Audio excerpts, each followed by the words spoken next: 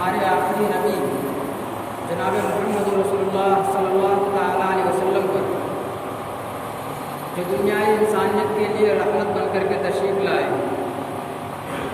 جو تڑپتی اور سسکتی ہوئی انسانیت کے درد کا درما بن کر کے تشریف لائے،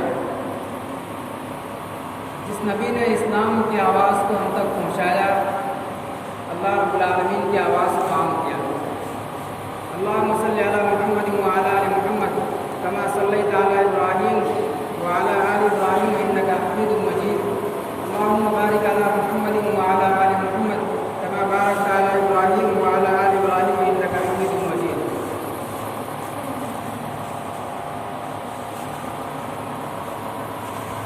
عازم جمعہ،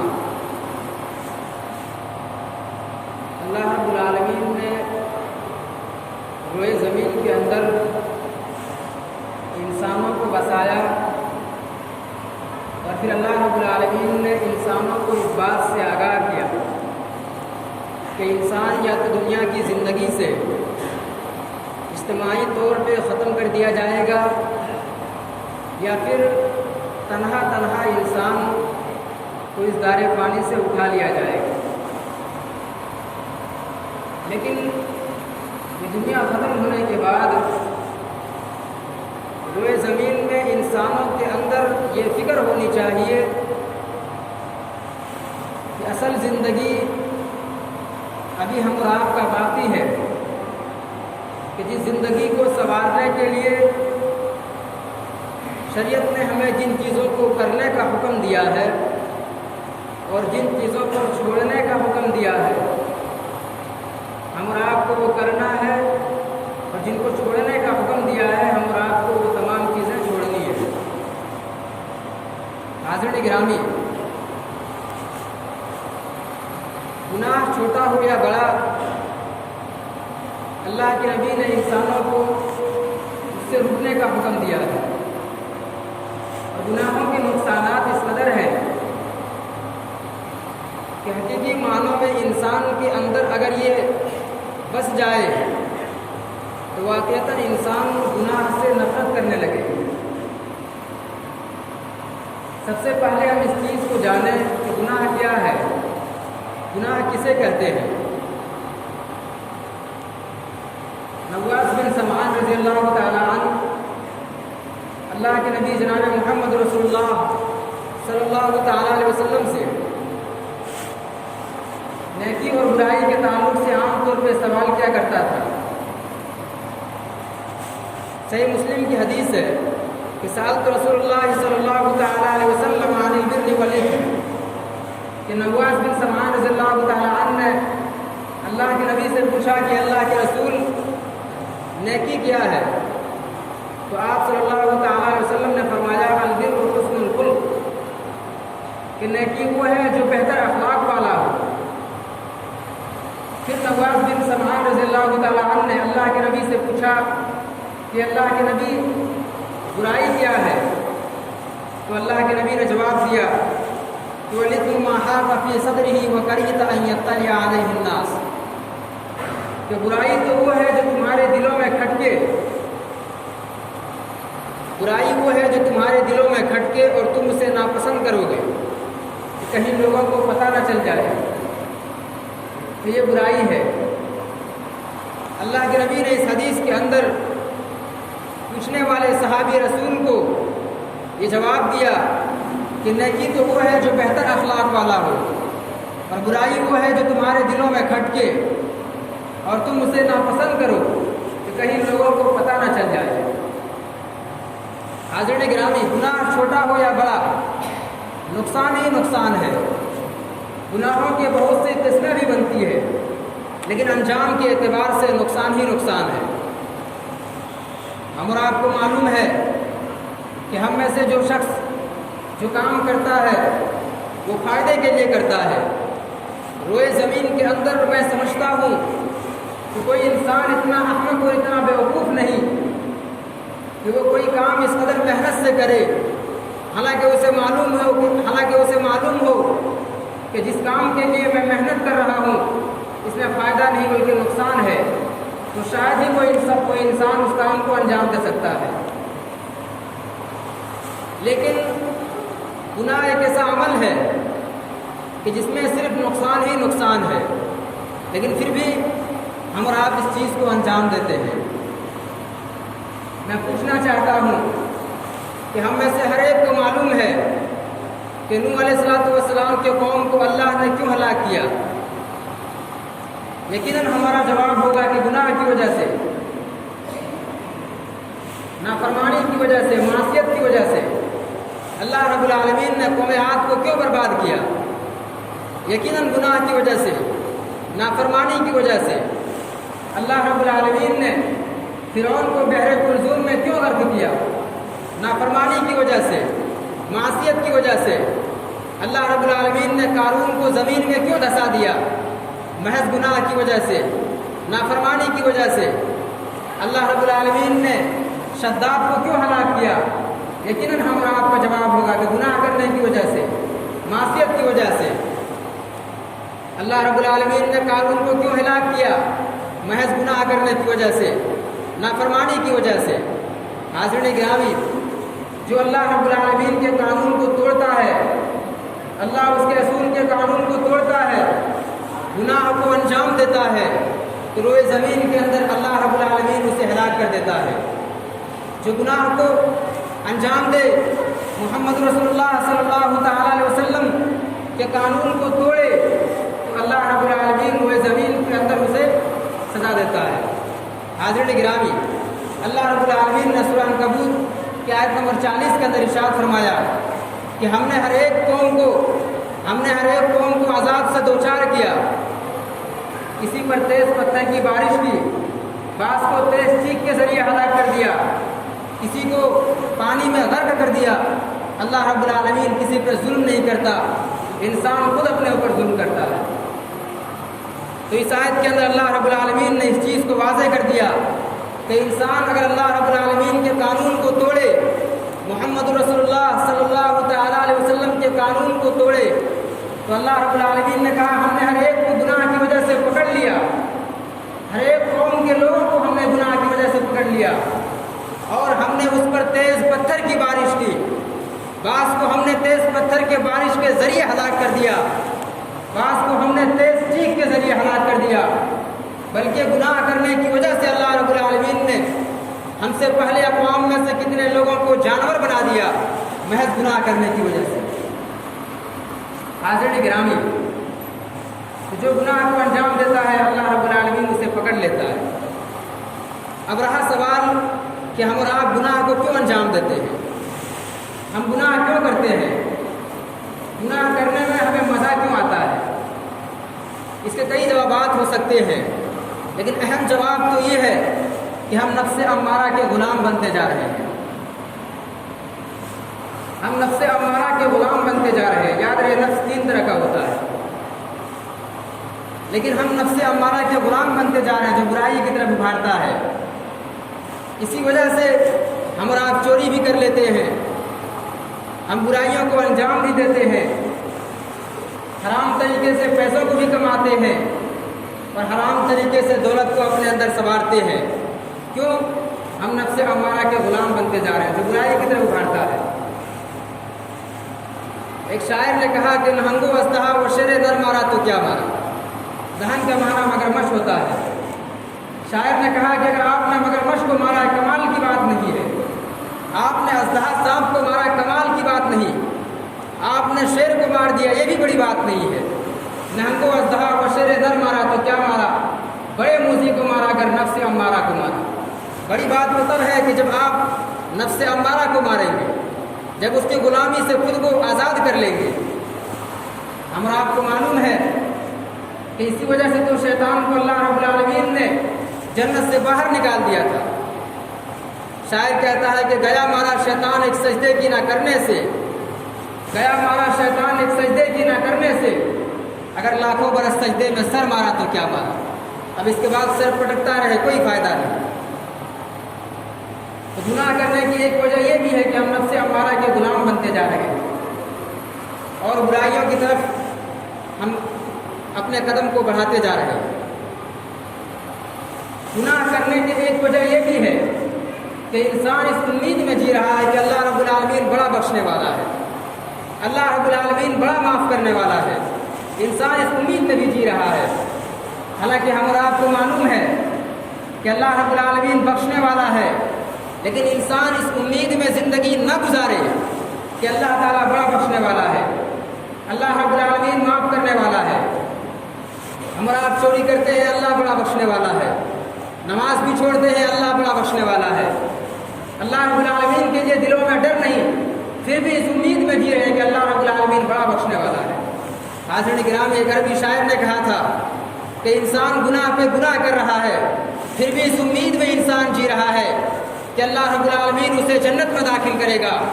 اے روئے زمین کے اندر زندگی گزارنے والا انسان، کیا تمہیں معلوم نہیں کہ اللہ رب العالمین نے حضرت آدم علیہ السلام کو محض ایک گناہ کی وجہ سے جنت سے نکال دیا تھا؟ اللہ رب العالمین نے حضرت آدم علیہ السلام کو محض ایک غلطی کی وجہ سے جنت سے نکال دیا تھا۔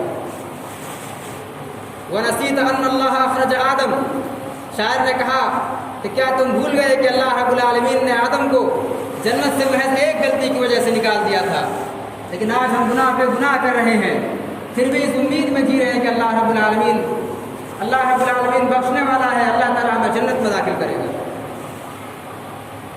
حاضرین گرامی، گناہ کرنے کی ایک وجہ یہ بھی ہے، ہم اور آپ کو معلوم ہے کہ اللہ بڑا بخشنے والا ہے، لیکن ہمیں یہ بھی یاد رکھنا ہے کہ اللہ تعالیٰ پکڑنے والا بھی ہے۔ اللہ تعالیٰ اگر جبار ہے تو اللہ رب العالمین اگر غفار ہے تو اللہ تعالیٰ جبار بھی ہے، قہار بھی ہے۔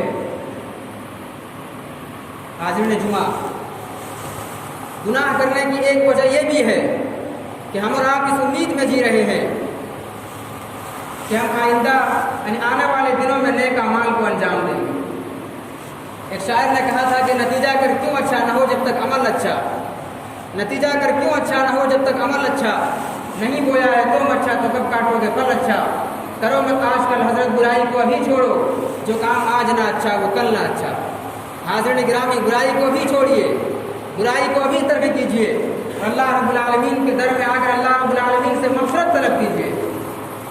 یہ گناہ کرنے کے جو نقصانات ہیں، یقیناً ہم اور آپ جاننے کے بعد اپنے اندر یہ سوچ پیدا کریں گے کہ ہم اللہ رب العالمین کے ذکر و اذکار میں لگے رہنا ہے۔ حاضرین گرامی، گناہ کرنے کے نقصانات تو یہ ہے کہ اللہ رب العالمین نے قوم یہود کو کس لیے ہلاک کیا؟ اللہ رب العالمین کا غضب ان پہ نازل ہوا کیونکہ وہ گناہ کو انجام دیتے تھے، وہ نبیوں کو قتل کرتے تھے، اور وہ اللہ رب العالمین کی آیتوں کا انکار کرتے تھے۔ حاضرین گرامی، اگر آج فلسطین کے اندر یہودی بچوں کو قتل کرتا ہے، اگر آج فلسطین کے اندر یہودی مسلمانوں کو قتل کرتا ہے، تو اللہ رب العالمین کا غضب ان پہ نازل ہو تو ان یہودیوں نے تو نبیوں کو نہیں چھوڑا، ان یہودیوں نے نبیوں کو قتل کیا، تو اللہ رب العالمین کا غضب ان پہ نازل ہوا۔ وَضُرِبَتْ عَلَيْهِمُ الذِّلَّةُ وَالْمَسْكَنَةُ، اللہ کا غضب ان یہودیوں پہ نازل ہوا۔ گناہ کرنے کے نقصانات تو یہ ہے کہ گناہ کرنے کی وجہ سے اللہ رب العالمین نعمتوں کو چھین لیتا ہے۔ اللہ رب العالمین نے جو نعمتیں تمہیں دے رکھا ہے، اللہ رب العالمین ان نعمتوں کو تم سے چھین لے گا محض گناہ کرنے کی وجہ سے۔ ہم اور آپ کو معلوم ہے، ہم اور آپ محسوس بھی کر رہے ہیں کہ ہم میں سے کتنے ایسے اشخاص تھے جو مالدار تھے، جو پیسے والے تھے، لیکن آج وہ غریب ہیں۔ وہ جو کبھی پیسوں کو غریبوں میں تقسیم کیا کرتے تھے، مگر آج وہ خود راستے کے کنارے بیٹھے ہوئے لوگوں کے پیسوں کے محتاج ہیں۔ تو یہ اللہ رب العالمین کا عذاب ہے۔ اللہ رب العالمین نے گناہ کرنے کی وجہ سے ان کی دولت کو چھین لیا ہے۔ اللہ رب العالمین نے قرآن مجید کے اندر ارشاد فرمایا، اسی کو ایک شاعر نے ایک شاعری میں تبدیل کیا کہ خدا نے آج تک اس قوم کی حالت نہیں بدلی، نہ ہو جس کو خود اپنی حالت بدلنے کا، نہ ہو جس کو خیال خود اپنی حالت کے بدلنے کا۔ حاضرین گرامی، انسان کو جب اپنے اندر یہ سوچ نہ ہو، انسان کو جب خود اپنے اندر یہ سوچ پیدا نہ ہو کہ مجھے اپنے اندر بدلاؤ لانا ہے، ہم جن برائیوں کو انجام دے رہے ہیں ان برائیوں کو چھوڑ کر اللہ رب العالمین کی در کی طرف لوٹ کر آنا ہے، تو پھر یاد رہے اللہ کا عذاب وہاں نازل ہوتا ہے، اللہ کا غضب نازل ہوتا ہے، اور پھر اللہ رب العالمین اسے ہلاک کر دیتا ہے۔ حاضرین گرامی، شاعر نے جو شاعری کہا اس کا دو مطلب ہے۔ پہلا تو ایک وہ شخص کہ اگر وہ برائی کو انجام دیتا ہے، اگر وہ برائی کو نہ چھوڑے تو اللہ رب العالمین اس سے اپنی نعمت کو چھین لیتا ہے۔ اس کا دوسرا مطلب یہ کہ اگر انسان نیکی کو انجام نہ دے، برائی پہ برائی کرے، تو پھر اللہ تعالیٰ اپنی نعمتوں سے ان کو محروم کر دے گا۔ حاضرین گرامی، گناہ کرنے کے نقصان تو یہ ہے کہ گناہ کرنے کی وجہ سے انسان کے اندر حیا کا مادہ ختم ہو جاتا ہے، انسان بے شرم ہو جاتا ہے، انسان کے اندر سے شرم و حیا کا مادہ نکل جاتا ہے، پھر انسان جو چاہے کرے۔ اللہ کے نبی نے فرمایا، بخاری شریف کی حدیث ہے کہ جب انسان کے اندر سے شرم و حیا نکل جائے تو پھر انسان جو چاہے کرتا ہے، اس کو کوئی پرواہ نہیں ہوتی۔ تو گناہ کرنے کی وجہ سے انسان کے اندر سے شرم و حیا کا مادہ ختم ہو جاتا ہے۔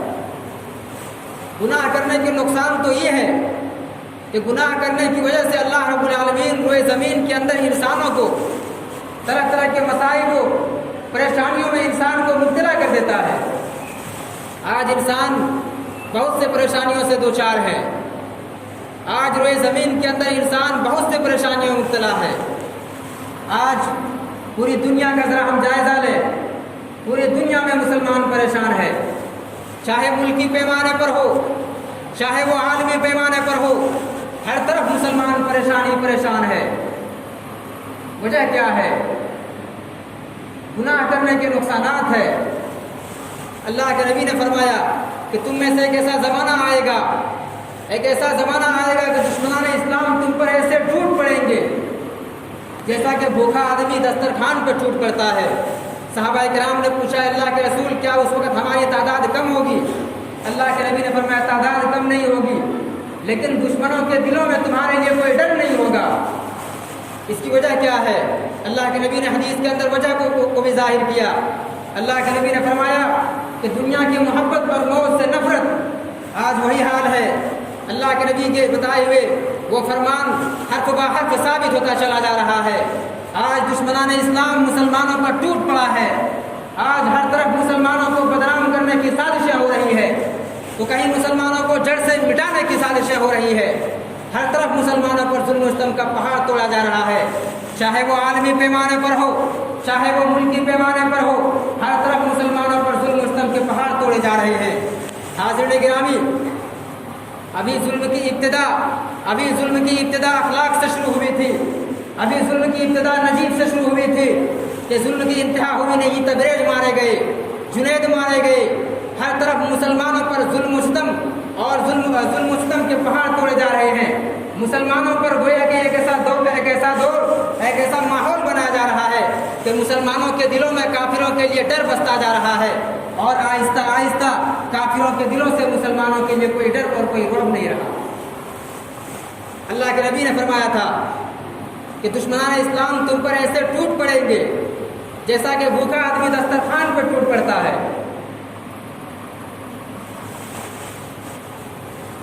میرے بھائیو، یہ گناہ کرنے کے نقصانات ہے، یہ گناہ کرنے کی سزا ہے۔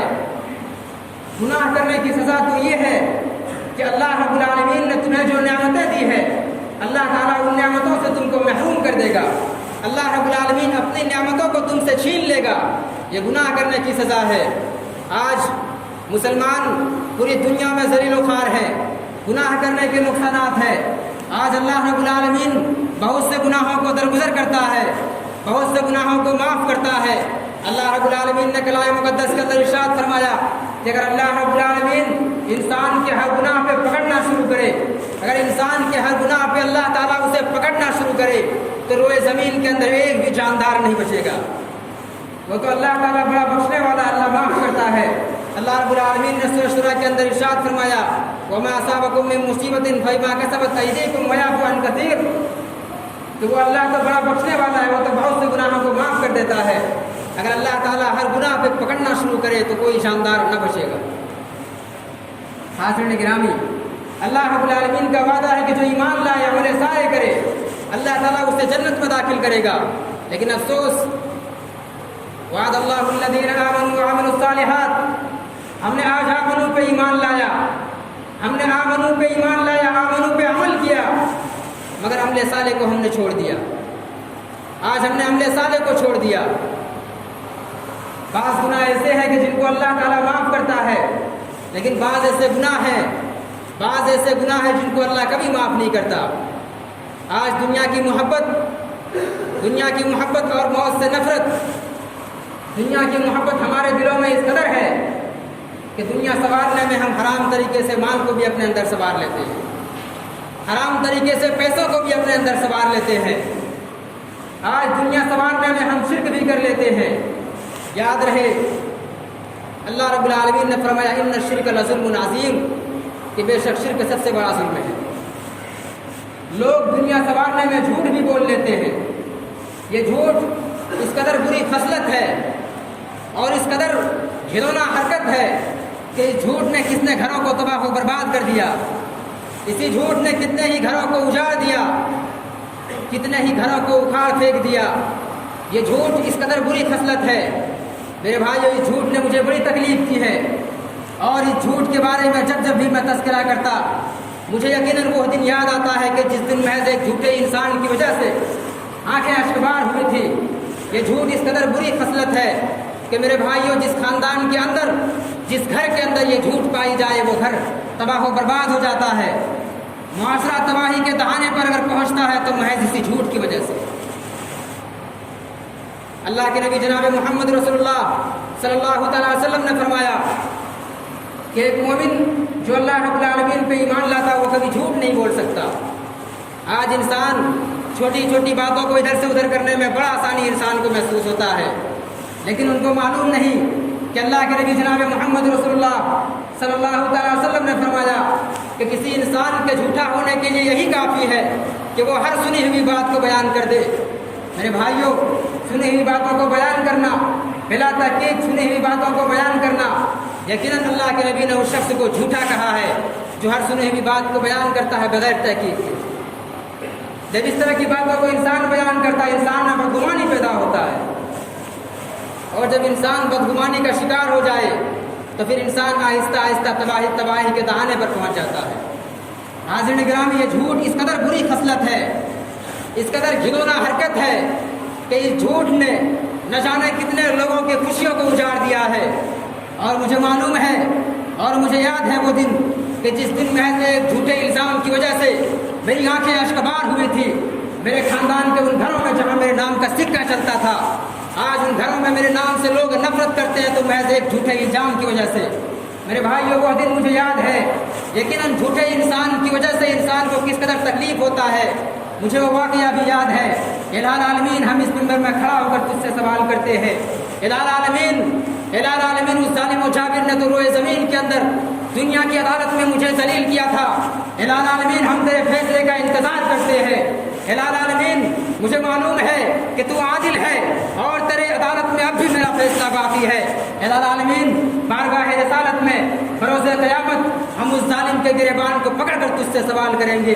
الہ العالمین، یقیناً جھوٹ بولنے والا انسان روئے زمین کے اندر کئی لوگوں کی زندگی کو تباہ و برباد کر دیتا ہے۔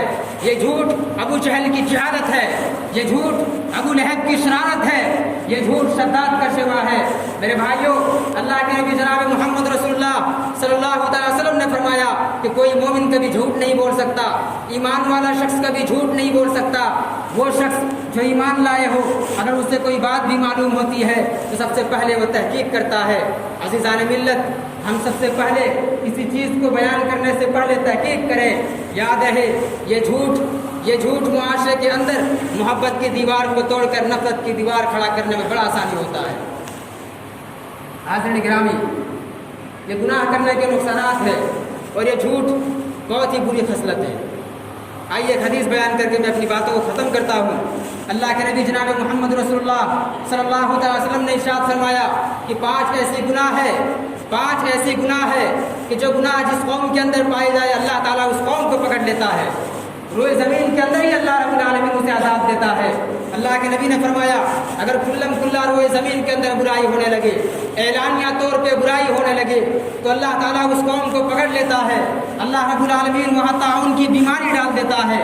اللہ رب العالمین اس قوم کے اندر طرح طرح کی بیماری پیدا کر دیتا ہے۔ اگر کھلا برائی ہونے لگے اعلانیہ طور پہ برائیاں ہونے لگے۔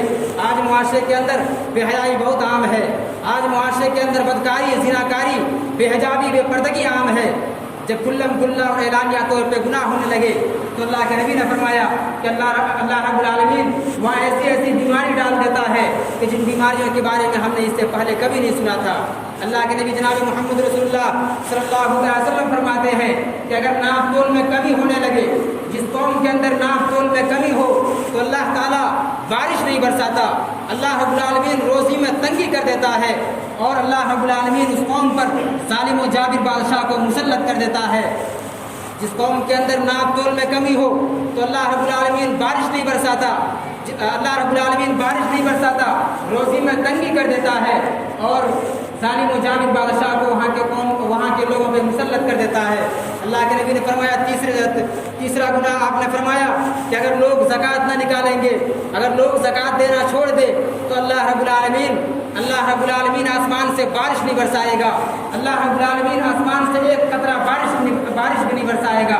بلکہ ایک حدیث کے اندر تو یہ لفظ بھی ہے کہ جس قوم کے اندر لوگ زکوٰۃ دینا چھوڑ دے، زکوٰۃ نکالنا چھوڑ دے تو اللہ رب العالمین اس قوم کے اندر کبھی بارش نہیں برساتا، لیکن اللہ رب العالمین جانوروں پہ رحم کرتے ہوئے اللہ تعالیٰ بارش کو نازل کر دیتا ہے۔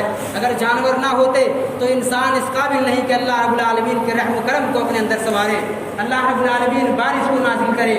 اللہ کے نبی نے فرمایا کہ چوتھی برائی، اگر لوگ اللہ اس کے اصول کے قانون کو توڑنے لگے تو اللہ رب العالمین اس پر ظالم و جابر بادشاہ کو مسلط کر دیتا ہے۔ آپ نے آخری برائی کے بارے میں فرمایا کہ جس قوم کے اندر اس قوم کے امام قرآن و حدیث کو چھوڑ کر اپنے طریقے سے فیصلہ کرنے لگے، قرآن و حدیث کو جب چھوڑ دے خود سے فیصلہ کرنے لگے تو یاد رہے اللہ تعالیٰ مسلمانوں کو آپس میں لڑا دیتا ہے۔ آج مسلمانوں کے اندر یہ برائی موجود ہے، آج مسلمان اختلاف کا شکار ہے۔